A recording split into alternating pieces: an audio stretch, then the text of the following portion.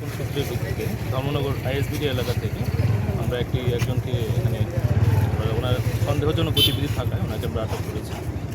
ওনার নাম হচ্ছে উত্তম কুমার নাথ, বয়স 30। ওনার বাবার নাম লেট চিত্তরঞ্জন নাথ। ওনার বাড়ি যতটুকু জানা গেছে দামছড়া কাঞ্চনপুর এলাকায়। ওনার সন্দেহজনক গতিবিধি থাকায় আমরা ওনাকে থামিয়ে তারপর এক্সিকিউটিভ ম্যাজিস্ট্রেট এবং ফরেন্সিক টিমের উপস্থিতির পর আমরা এখানে যিনি সিটিং অফিসার ছিলেন ওনার বডি সার্চ করা হয়।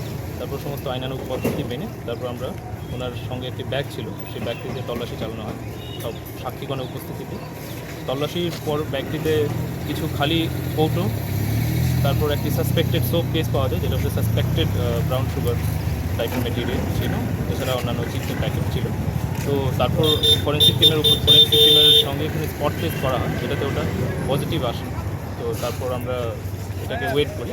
তো প্রায় 19 গ্রামসের মতো সাসপেক্টেড ব্রাউন সুগার টাইপের মেটেরিয়াল পাওয়া গেছে।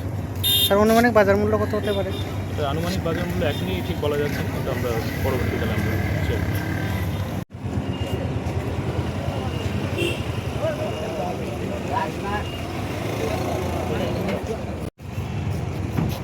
ওই তাইলে শুনো নি ভালো কাজ নাই তাই